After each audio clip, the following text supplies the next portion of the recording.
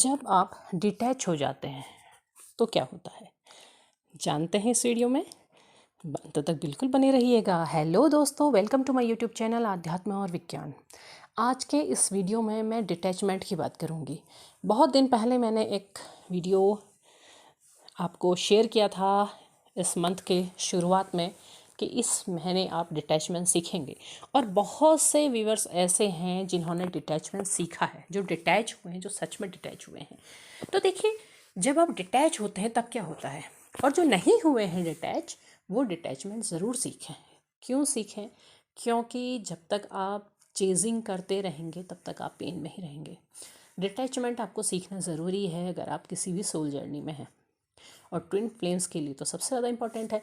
तो देखिए, जब आप डिटैच होते हैं, जब आप चीज़ों को ईश्वर पर छोड़ करके आगे बढ़ जाते हैं। देखिए, एक बहुत छोटी सी लेकिन बहुत बड़ी बात है, when you surrender to divine manifestations comes true. तो जब तक आप ईश्वर को सरेंडर नहीं कर रहे हैं, जब तक आप चीज़ों को पकड़े रह रहे हैं, तब तक वो आपके सामने नहीं आ रही हैं, तब तक आपकी इच्छाएं पूरी नहीं हो रही हैं। जिस दिन आप ईश्वर को सरेंडर कर देते हैं, थैंक यू यूनिवर्स, तो जब आप ईश्वर को सारी की सारी चीज़ें सरेंडर कर देते हैं, आप कहते हैं कि ठीक है ईश्वर, मैंने जो भी था सब कुछ करके देख लिया है, और मुझे ये बात समझ आ गई है कि मेरी इच्छा से कुछ नहीं, आपकी इच्छा से सब कुछ होना है। आप मानते ज़रूर हैं पर आप कर नहीं पाते हैं। आपको ये पता है कि जो भी होना है ईश्वर की इच्छा से होना है, लेकिन आप फिर भी चेज़ करते हैं। आपको थोड़ी देर में होता है कि काश भगवान, काश ना।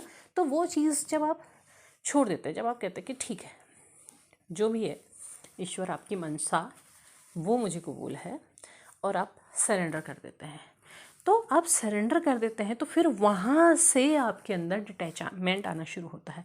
आप डिटैच होने लगते हैं, मतलब अब आपके अंदर वो चीज़ नहीं है, वो पकड़ नहीं है जो पहले बार बार आप खींचतान कर रहे थे, और आप जितना खींचते हैं उतनी चीज़ें आपसे दूर होती चली जाती हैं। वो खींचती है ना, रबर बैंड होता है ना, रबर बैंड को आप खींचेंगे खींचेंगे खींचेंगे तो एक टाइम के बाद वो टूट जाता है, तो वही चीज़ हो जाती है। तो जब तक आप खींचतान करते रहेंगे तब तक सारी चीज़ें चलती रहेंगी, लेकिन जब सरेंडर कर लेते हैं और आपकी खींचतान बंद हो जाती है, तो अब आपके अंदर ये चीज़ें नहीं आती। अब बार बार हर समय मिल जाए मिल जाए मिल जाए, हर समय आ जाए, ये चीज़ें आपके अंदर नहीं आती है।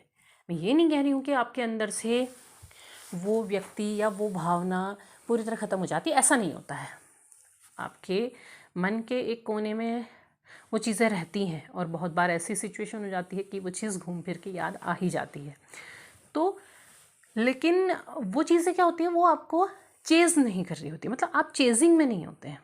आपको ख्याल आता है, कभी कोई गाना आपके सामने आ गया तो आपको ध्यान आ गया, कभी कोई बात ऐसी हो गई तो आपको ध्यान आ गया, तो वो चीज़ें रहती हैं। आप काफ़ी हद तक अपने लाइफ में नॉर्मल हो जाते हैं, आप काफ़ी हद तक बहुत अच्छे से अपनी लाइफ जी रहे होते हैं, तो यहाँ पर आप डिटैच हो रहे हैं। लेकिन जब आप डिटैच होते हैं तब चीज़ें बदलने लगती हैं। जब आप पूरी तरह डिटैच होने लगते हैं ना, तो तब आप ये देखेंगे कि अब आपके सामने बहुत सारी चीज़ें सामने आ जा रही है जो आपके रिलेशन से रिलेटेड है, जबकि आप चाह नहीं रहे और आप देख के भी इग्नोर कर रहे हैं। ठीक है, तो आप जब यूनिवर्स को सरेंडर हो जाते हैं तब चीज़ें रिवर्स में होने लगती हैं। आप में से बहुत से लोग होंगे कि रिवर्स होने लग गई, आपको कुछ चीज़ दिखने लग गई तो आप फिर से चेज़ करने लगेंगे, तो फिर से चेज़ करने लगेंगे, तो फिर से प्रॉब्लम शुरू हो जाएंगी। तो आपने चीज़ नहीं करना है, ठीक है, चीज़ें रिलेटेड चीज़ें हैं, आपके सामने आ रही हैं, सब कुछ हो रहा है, पर अब आप डेस्परेट नहीं हो रहे हैं। आप उन चीज़ों को बहुत ज़्यादा इस तरीके से नहीं ले रहे हैं कि बस अब आ गया तो अब तो फिर सब यूनियन ही हो जाएगा, ऐसा नहीं सोचना है। तो जब आप डिटैच हो रहे हैं ना, तो यूनिवर्स ने आपकी मैनिफेस्टेशन सुनी थी, वो एक बार में भी सुन लेता है, लेकिन आप बार बार करते रहते हैं, तो आपको अंदर से फील होने लगेगा कि अब चीज़ें बदलने वाली हैं। आपको अंदर से वो तकलीफ़ फील नहीं होगी, आप अंदर से खुश होने लगेंगे, चीज़ें बदल रही हैं। आपको जब अंदर से वो फीलिंग आने लगेगी, तो ये समझ जाना कि अब आपकी मैनिफेस्टेशंस पूरी होने वाली हैं। किस तरह से पूरी होने वाली है वो यूनिवर्स डिसाइड करेगा।